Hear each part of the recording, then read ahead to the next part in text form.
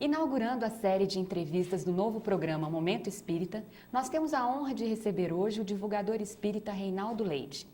Ele é advogado, já psicografou mais de 10 livros de autores diversos. Além disso, ele apresenta um programa de rádio e outro de TV, ambos com temática espírita. Hoje nós vamos conversar com ele sobre a alma.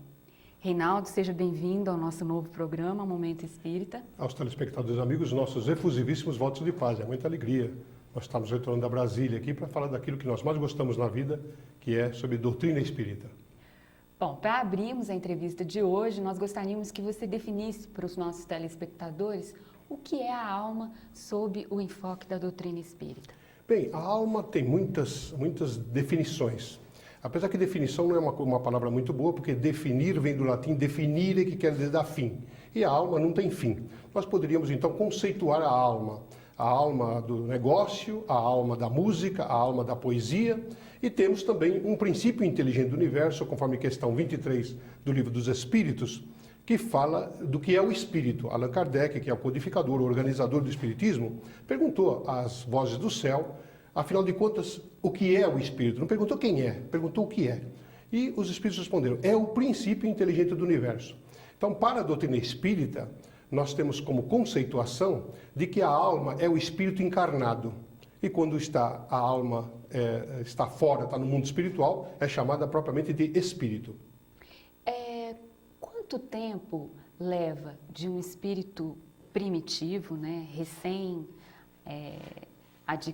recém-criado, para a angelitude? Qual o tempo estimado disso? É o caminho do átomo para o arcanjo, né? É uma longa trajetória. Porque nós temos por conceituação, aliás, é uma conceituação vexata quaestio, como dizemos em direito, ou seja, uma questão controvertida. Nós temos por conceituação o seguinte, de que Deus cria incessantemente. E quando nos criou, Ele nos deu inteligência depois que deu a vida. Então Ele deu a vida e logo nos inteligiu, colocou o ponto de inteligência. Essa inteligência, ela faz uma romagem longa no instinto. Então, no instinto nós temos apenas as sensações. Quando nós vagamos e avançamos no campo evolutivo próprio da lei do progresso para as questões dos sentimentos, então esses instintos começam a ficar sublimados. Então, quanto mais nós nos sublimamos, mais nós avançamos para essa condição da fase de arcanjo.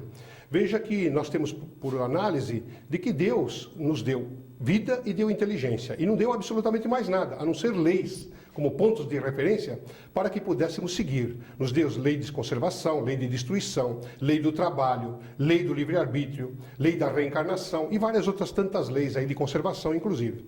Então, baseados nessas leis que pontificam como pontos referenciais, nós utilizamos aquilo que se chama a própria impulsão da instintividade, com a organização que vai chegando, segundo o uso da própria inteligência. Avançar, movimento, gerenciare. Então, é isso que é o fenômeno da inteligência. Quanto mais nós apuramos esse intelecto, mais temos conhecimento do ambiente de meio em que nos encontramos, então mais nós somos senhores desse ambiente. E, claro, o nosso impulso instintivo nos leva a progredir. Verdade é que há pessoas que podem, pelo uso do livre-arbítrio, querer estacionar. Param naquilo e ficam muito tempo paradas. Não querem nem avançar, nem se acrisolam no lugar e ficam ali. Isso é do livre-arbítrio também. Mas cedo ou tarde, dentro do movimento próprio da lei de progresso, que também é a lei criada por Deus, o espírito ele tem a vontade de prosseguir. Então, nós temos aí uma outra questão muito interessante que tem sido abordada, de que o psiquismo, então, quando nós somos criados, nós temos um psiquismo. Esse psiquismo vai avançando com o instinto, do instinto para a inteligência. E um não prescinde do outro. Todos eles são necessários no bojo final, que é a própria contextuação espiritual.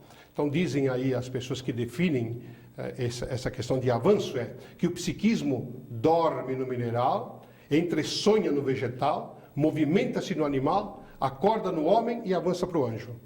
Era aí que eu estava esperando você concluir para te perguntar. Deus cria incessantemente, assim, não existe um número limitado de seres no universo. Como é que é esse processo criativo? Nós não podemos definir Deus de novo, porque definir vem dar fim a Deus. Não podemos dar fim a um ser que nós só temos a realidade dele pelos efeitos. porque não sabemos a causa como ele é. Sabemos que ele é causa cáusica das coisas pelos efeitos. Allan Kardec, o codificador do Espiritismo, indagou para os espíritos como é que eles podiam provar a existência de Deus. Então, o espírito que estava envolvendo uma menina de 16 anos, a senhorita Baudin, segurou na mão dele e disse, vamos lá para fora. E quando chegou fora, o espírito disse a Allan Kardec, olhe em volta, tudo aquilo que o homem não fez, foi Deus que fez. Então, nós temos conceituação de que Deus cria incessantemente, porque o universo é incomensurável para os nossos padrões, limítrofes ainda. Então, perguntados os espíritos a respeito dessa questão da lei de progresso, que está pautada nas questões 776 do Livro dos Espíritos, eles responderam a Allan Kardec que Deus cria incessantemente. Quando eles dizem cria, não quer dizer apenas que cria espíritos. Cria tudo. Tudo aquilo de que nós não temos ainda condições de toque ou de organização de momento. Porque sofremos os efeitos. Eu não tenho domínio sobre este momento, senão aqui, na acanhada sala, acanhada frente ao universo. É uma beleza de sala aqui, de estúdio. No entanto, ela é acanhada frente ao universo. E eu não tenho poderes sobre o universo. Quando está chovendo, eu não posso dizer para a chuva, olha, eu estou com um terno branco, sapato novo de verniz, por favor, não chova. A chuva não vai me dar confiança. Então, nós não temos domínios, senão limitados segundo os nossos alcances espirituais. Então, os espíritos dizem que Deus cria incessantemente, porque é da vontade dele. Bom, digamos que o processo, a doutrina espírita aceita que o processo dentro do universo é um processo evolucionista, né, dentro da perspectiva de Darwin e tal. Com essa descoberta desse novo crânio, agora recentemente, de um parente, né, do homem com traços de macaco, a gente poderia dizer que esse seria o estágio imediatamente anterior do homem, seria o macaco? Essa é outra vexata questão, outra questão controvertida aí, segundo os paleontólogos. Porque se existe aquela definição darwiniana, existe a definição criacionista, que vem por um livro sagrado chamado Bíblia, que o povo do Ocidente albergou como livro sagrado e orientador do campo do cristianismo, que exatamente eu não sei bem por quê, porque afinal de contas não temos nada de hebraísmo, a não ser os amigos e os irmãos que estão aí lutando para poder ter a sua sedimentação territorial e fazer a sua cultura, que é profundamente extraordinária. Então não tenho muita sabedoria a respeito de por que nós não albergamos o Zendavesta, o Bhagavad Gita, os Vedantas, o livro tibetano dos mortos, o livro dos mortos egípcios, o Evangelho de Buda e coisas parecidas. Então, albergamos aí. Então, esta definição criacionista, ela tem como alguém, um ser inteligente que estava vagando pelo céu e, de repente, ele resolveu criar alguma coisa. Essa é a ideia que temos através da pena mosaica, porque foi Moisés que escreveu esta obra, segundo aí os estudiosos. Então, o que acontece? Nos dá uma impressão, um tanto quanto canhestra, com devido respeito, é claro, ao livro sagrado, que para nós também é sagrado, mas nós temos o direito de, pelo livre-arbítrio, fazer as interpretações adequadas. Então, nós temos a ideia de que este ser, chamado Jeová ou Javé, que para nós não é Deus, é o espírito protetor da cultura hebraica, porque ele mesmo, no Gênesis, em todo o Gênesis, ele se refere que nós... Ele se refere a ele e Deus. Ele faz uma distinção. E as pessoas têm como Jeová Deus. Existem aí aquela doutrina do Russell, por exemplo, que são testemunhas de Jeová, que dizem que ele é Deus e coisa parecida. Pois bem, então este ser, ele vagava pelo espaço infinito e de repente ele resolveu criar a luz. Então, faça-se a luz, e a luz foi feita. Escreveu-se até uma frase latina muito interessante, chamada Fiat Lux, faça-se a luz, que é a determinação dele. Depois ele colocou uma divisão do elemento árido e o aquoso, fez uma divisão natural. Peixes no mar, pássaros no ar. E assim ele foi fazendo. Até que no sexto dia, ele acabou criando o homem. Segundo a definição mosaica, ele tomou do limo da terra. E este limo da terra, por isso que no hebraísmo tem isto, és do pó e ao pó retornarás. Então, do limo da terra, ele montou um ser e depois soprou-lhe, quer dizer, colocou-lhe o espírito. Daí porque nós temos imagem e semelhança de Deus. Porque, por essa conceituação, Deus soprou, ele soprou. Quer dizer, ele colocou-nos como espírito. A semelhança é espiritual, não é física, que é um equívoco de muita gente. Então, o que aconteceu? Ele fez um ser ao qual ele deu o nome de Adão. Depois ele viu que Adão estava sozinho num paraíso, ele deu um lugar edênico para ele, um lugar paradisíaco, tinha frutas, tinha animais, era um lugar muito bonito. Mas percebeu que o Adão estava um tanto quanto taciturno, ele tinha problemas de melancolia.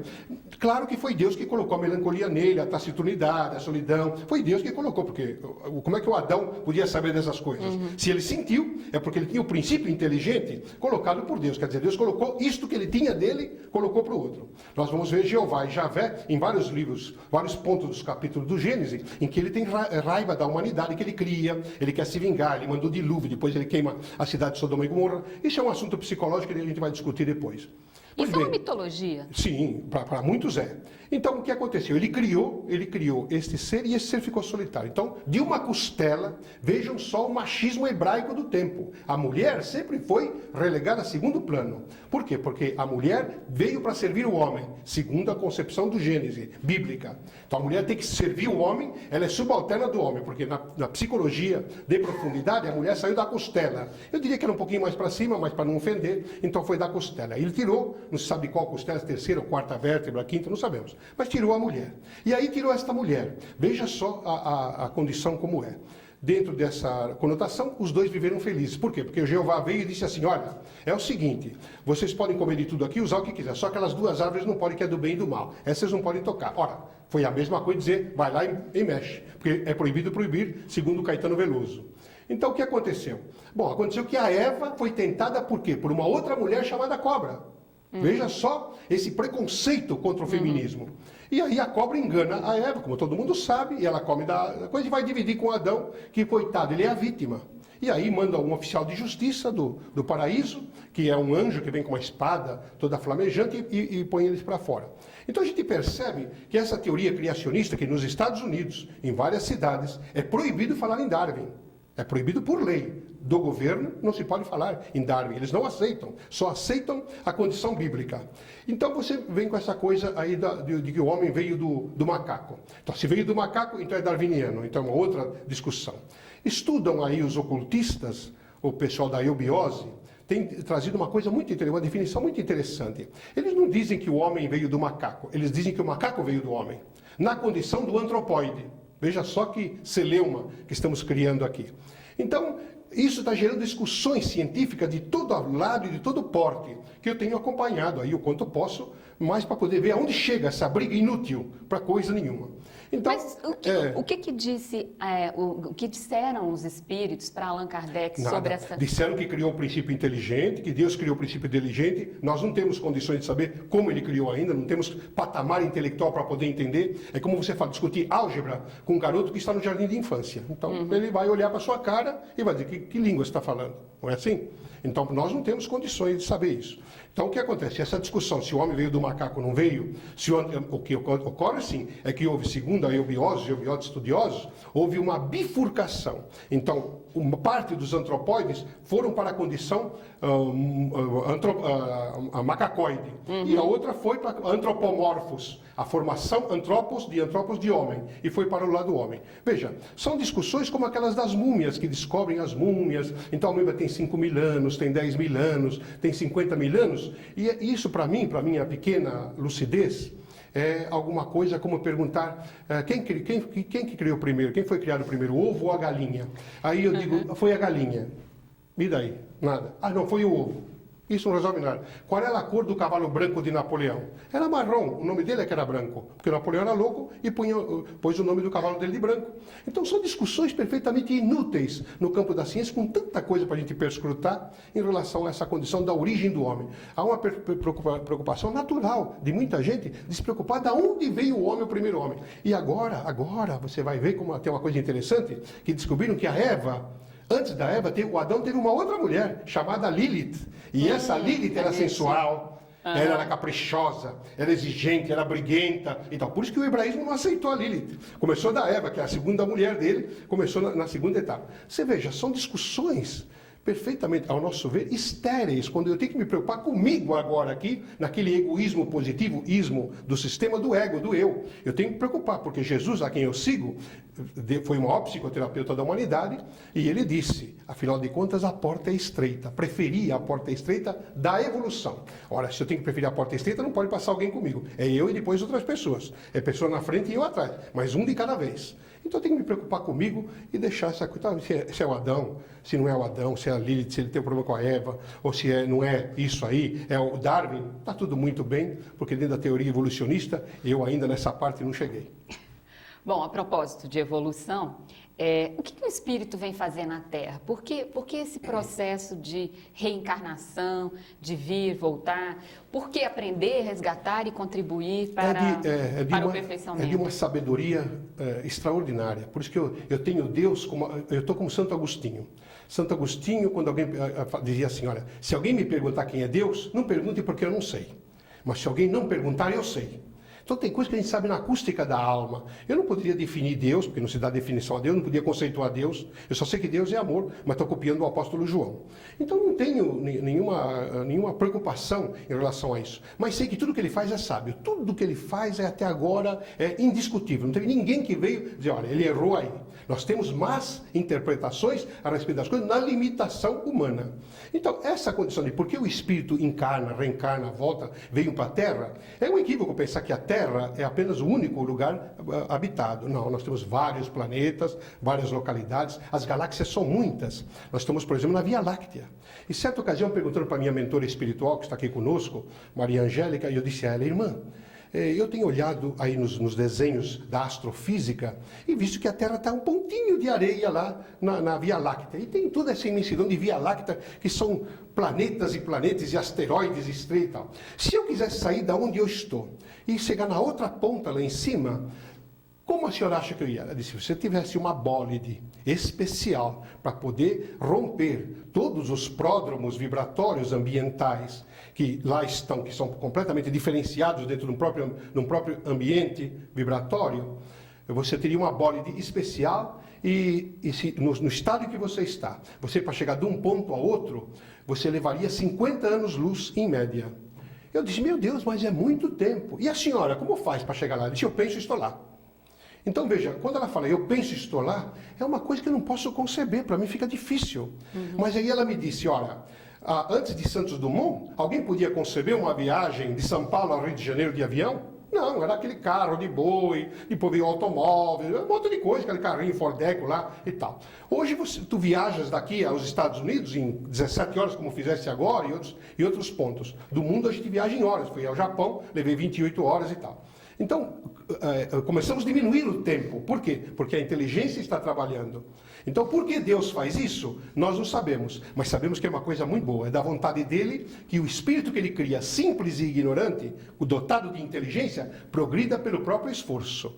Ele quer que a sua criatura tenha o laurel da autoconquista. E isso eu acho uma coisa muito boa. Porque se ele me cria com tudo já pronto, eu não dou o menor valor. Então, é da lei do progresso, também o meu próprio progresso. E o que caracteriza o grau de evolução de um ser? O que dá a gradação? A problemática, digamos assim, está mais ou menos delineada nas questões 96 e seguintes do Livro dos Espíritos e principalmente na questão 100 e seguintes do Livro dos Espíritos, que trata da escala espírita. Não dá para você colocar um campo de evolução. Eu nunca posso dizer que eu sou mais evoluído que você ou menos evoluído, porque certamente você é jornalista, eu não entendo nada de jornalismo, então você é mais evoluído que eu. Mas, no entanto, eu sou advogado, então você é menos evoluído que eu em advocacia. Então, veja, nós não podemos dizer, olha, eu sou melhor que os outros em tudo, eu sou a suprema sabedoria. Isso não tem essa condição, porque sempre vou precisar de alguma coisa ou de alguém que me ajude. Daí porque Deus nos colocou no conjunto. Essa história de você ir para o meio do mato, ficar 3 anos fechado, 10 anos anacoreta, ermitão, se fechar, ficar com os bichos, isso não faz parte da lei do progresso. Uma vez alcançado, é natural que você fique na coletividade, porque o Cristo, o modelo e guia da humanidade que para nós é Jesus, ele foi por meio da multidão. Ele não foi por meio do mato nem nada. O João Batista foi se preparar lá no deserto, ficou 40 dias e 40 noites. Ele precisava. Mas Jesus, que é um espírito evoluído, não precisava. O João era um problema. Ele tinha dificuldades psicológicas graves. Tanto que ele foi se meter lá com a Herodíade, foi se meter lá com a Salomé, foi brigar lá com Herodes. Claro que tinha que acontecer. Isso não estava no programa dele cortar a cabeça. Não estava em absoluto. Ele pode ser herói para muita gente, mas para nós ele foi tolo, porque não usou a inteligência. Veja se Jesus entrou numa dessa. De jeito nenhum. Então, tudo é uma questão de campo de evolução, é aquilo que você vai conquistando na tua acústica de alma. Então, o que fazer para chegar nisso?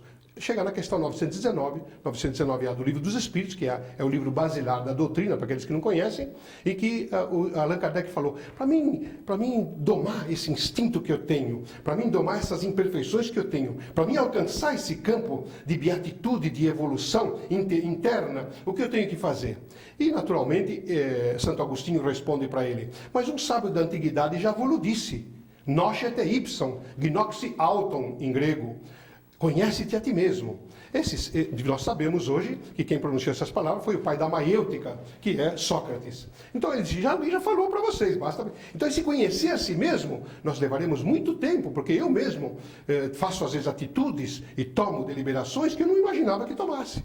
Que eu poderia um dia fazer uma coisa dessa.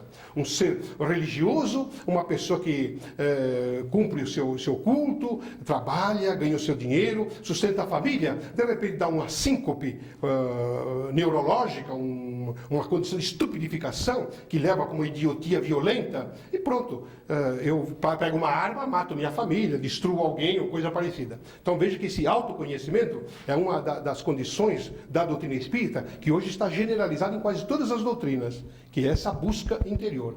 Por isso que é difícil falar de certas coisas espirituais que você alberga e exteriorizar na matéria. Quanto mais você quer se aproximar, mais fica difícil às vezes de dizer eu sei. É como o professor Dr. Amit Goswami, ele é uma grande personalidade, já foi entrevistado aqui pelo programa, e é uma personalidade que hoje, ele era ateu dos 14 anos até os 44, 47 anos, e o que aconteceu? Ele descobriu pela física quântica, pelos quantas, ele descobriu aquilo que os espíritos já haviam dito, que não tem vácuo, não tem black hole. Esses black holes, que não é nada, parece uma coisa vazia, não são vazias. Tudo tem energias particularistas. E o professor Amit Goswami acabou descobrindo, pela física quântica, a existência de Deus. E foi mais além com coragem. Escreveu um livro agora chamado The Visionary Window, e no capítulo 32 ele trata da questão da reencarnação. Então, assunto de reencarnação hoje e assunto de teologia hoje não é mais da igreja, nem do culto religioso, mas é da ciência. Bom, qual é a vantagem que existe para as pessoas, para os espíritos, não lembrarem das suas reencarnações anteriores? Essa discussão está na doutrina espírita, colocada no item 11 do 5º capítulo no Evangelho segundo o Espiritismo e nas questões 392 e seguintes do Livro dos Espíritos, onde está titulado lá Esquecimento do Passado. Analise comigo, se eu tenho minha mãe hoje e em reencarnação passada ela foi minha amante, por exemplo, e eu possa tê-la violentado, ou eu possa tê-la feito sofrer de alguma maneira. Como hoje, como minha mãe, eu poderia encará-la? Com que condições? Eu teria problemas psicológicos graves. Algumas pessoas que têm, digamos assim, laivos de pequenas recordações, de pequenos insights vibratórios, ficam com ódio mortal da mãe em favor do pai. São os famosos complexos trazidos por Sigmund Freud. O complexo de Eletro, o complexo de Édipo, o complexo de Jocasta, o complexo de Lalo. Essas paixões profundas de filha pelo pai, do filho pela mãe, coisa parecida. Então, como se não tiver um véu, como eu suportaria olhar uma filha minha hoje e eu possa tê-la prejudicado no passado de algum modo o mais violento que você possa imaginar? Como eu suportaria olhar para o rosto dela, como minha filha, afagá-la, beijá-la? Então, é da sabedoria divina que se apague este passado. E aí a pergunta é, apaga totalmente? Não. Alguns espíritos têm condições de levantar uma pequena ponta do véu. Os problemas das aerofobias, das claustrofobias, das agorafobias e outra, da nictofobia, que é medo da noite e tal, essas fobias que tem aí estudadas hoje pela psicologia moderna, conforme o caso, são registros atávicos, esculpidos na esfera consciencial, no porão é um inconsciente chamado inconsciente do espírito, que o prejudicam conforme, de repente, digamos assim, que é um arquivo, esse arquivo alguém vai lá e abre e levanta uma pasta, e essa pasta é prejudicial. Então vem na acústica mental. Então a pessoa vem com problemas psicológicos graves. Então o que fazer? Buscar aí os nossos sacerdotes da psicologia moderna para poderem ter uma diretriz adequada e, claro, se conjuminar essa orientação com a religião, seja lá qual for, é certo que a pessoa tem sucesso. Os espíritos sempre explicam, Reinaldo, que às vezes quando você está passando por uma situação muito difícil, aí vem sempre um mentor e diz assim, mas você está resgatando uma encarnação que você teve lá na antiguidade. Aí você pensa, puxa vida, mas eu já estou no ano 2000. Então a minha pergunta para você é, por que quando as pessoas se equivocam, né, seja lá o que for, matam, perseguem, se suicidam, por que leva tanto tempo para elas resgatarem esse problema? Bem, a questão é, de novo, que Deus nos criou, deu vida e deu inteligência. O resto é conosco. Nos deu leis pontificadas que nós temos que aprender a acompanhar. Experimentamos algumas, movimentamos, erramos e acertamos. É aquela coisa trazida na moderna educação, na moderna pedagogia, trazida pelo professor Dr. Kaufmann Keller. Dr. Kaufmann Keller é uma das maiores autoridades em pedagogia moderna, assessorado por entidades aí do naipe de uma Maria Montessori, de pessoas como Anália Franco, personalidades aí como Jean Piaget. Então, esta personalidade, ele diz, é do erro do acerto, erro, até chegar no acerto. É que se chega no acerto, passa-se para nova experiência. Assim como fez Thomas Alva Edison. Ele teria mais de 1000 motivos para não ter lâmpada elétrica, não descobrir a lâmpada elétrica. No entanto, ele foi persistente e conseguiu. Então, é do espírito, da natureza do espírito, ele utilizar na experiência. E alguns usam mais o instinto do que usam a inteligência. Porque ou são ególatras, têm um egoísmo negativo, ou são possessivos, ou são sexólatras, ou são viciados de alguma outra maneira, seja lá o que for, aquelas vertentes no campo da psicologia. E no uso dessas problemáticas, que é do livre-arbítrio, ele encontra as problemáticas para soluções posteriores no expurgo. Então, é da sabedoria divina que eu experimente. Quando você fala para o nenezinho, não... Falou não, ele vai fazer aquilo que você falou. Gente, não. É ruimzinho, porque né? Ninguém aguenta não. Não é isso. Criança houve, segundo a psicologia moderna, mais de 150 mil nãos na vida de criança. E é o não que quer dizer sim. É aquele não de sim. Não é isso? Então, o que fazer? Diga não e explique que é perigoso. Ou então mude, não use o não, mas use uma forma para poder dizer. Se você pôr a mão ali, vai dar choque, por exemplo.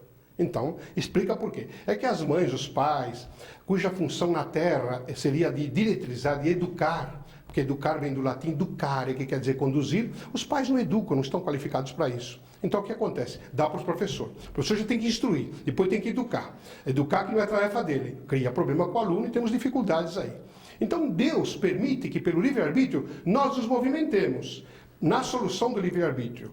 Então, se eu me levantar, eu sofro a consequência de não estar sentado. É da lei. Então chama-se determinismo. Quando eu uso o meu livre-arbítrio, eu estou sujeito a um efeito. Eu sou causa, estou sujeito a um efeito. Esse efeito poderá ser bom, então eu usufruo, gozo do efeito. Mas quando ele é ruim, eu sofro as consequências do efeito para não repeti-lo novamente. Então é da sabedoria divina que as pessoas usam da violência, no equívoco, que a violência veio e foi dada ao homem, e é institutiva do homem, para que ele possa utilizar no bem a própria violência.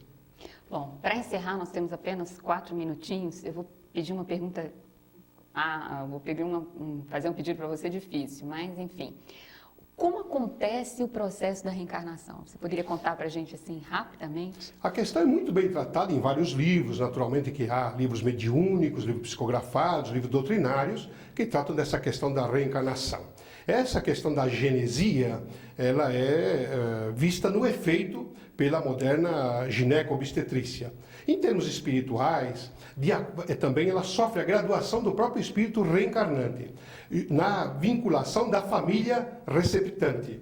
Então, se o espírito é um inimigo daquela família, muitas vezes ele pede o retorno porque ele gosta da mãe, mas não gosta do pai. Então tem uma série de reuniões, uma série de preparo para que esse espírito participe da organização da sua própria reencarnação. Muitos recalcitram, não querem voltar. O mundo espiritual deixa. Mas uma hora você tem que voltar. Quer dar lei de progresso. Você quer progredir. Você está no seu trabalho. Se amanhã alguém te diz, olha, você está dentro de um trabalho, mas você vai subir de posto, só que para subir de posto você precisa fazer um curso, alguma coisa, meu Deus, para subir de posto, para ganhar mais, para se planificar mais, você vai fazer o curso. Então você vai se reencarnar. Às vezes você gosta só do pai, ou gosta dos dois, mas não gosta do irmão que já está lá esperando, o inimigo do passado. Então é uma problemática isto. Normalmente é prova do espírito a reencarnação no momento. O tempo virá em que a reencarnação será alguma coisa um pouco mais amena. No momento, via de regra, ela é expurgativa. Então quando o espírito vem e diz, olha, você veio para pagar, de acordo com o espírito, você tem que tomar certas cautelas. Quando o espírito fala, olha, você veio aqui para pagar. Como pagar? Pagar? Qual história de pagar essa? Não, nós viemos para ser felizes. Se para mim ser feliz eu tenho que pagar alguma coisa, como é essa história de pagar? Eu tenho que sofrer para ser feliz? Não tem cabimento isso. Então nós começamos a analisar. Então esse processamento começa a haver um abaixamento perispiritual e intelectual da entidade que vai reencarnar, vai apagando, apagando, apagando, ela vai diminuindo vibratoriamente. O perispírito, que é elástico e muito bem tratado no capítulo 8 do Livro dos Médiuns, do Laboratório do Mundo Invisível, Allan Kardec explica bem isso, os espíritos explicam para Kardec, ele vai diminuindo vibratoriamente o próprio intelecto, o intelecto se apaga, ele volta quase que a uma condição vibratória de uma energia pura, que é uma luz, porque nós somos lucigênios, gerados da luz. E o que acontece? Na relação sexual, aqueles milhões de gametas que avançam no rumo da madre intrauterina, um deles é pinçado pelo espírito, naturalmente assessorado pelas hostes espirituais que cuidam da reencarnação no mundo espiritual. Feito isto, então, o que acontece? Ele pousa, digamos assim, na madre intrauterina. E nisto ele tem uma atração magnética natural, ajudado pela mãe, é claro, e pelos espíritos, de começar a atrair as células e moléculas que vão começando a formar o seu próprio corpo. O fenômeno chamado da cisciparidade.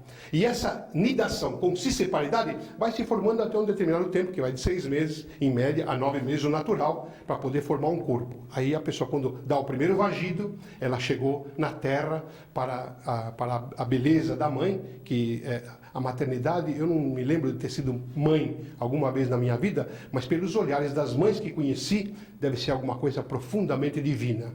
E claro, embevece os papais também, quando chega aí a personalidade, que depois ele vai se identificar, e na identidade nós vamos ver se continuamos gostando ou não gostando, e como é que fica essa situação. Aí já é uma longa história. Reinaldo, muito obrigada pela sua entrevista ao Momento Espírita, inaugurando a nossa série de entrevistas. E aguardamos você, telespectador, para o nosso próximo programa. Obrigada.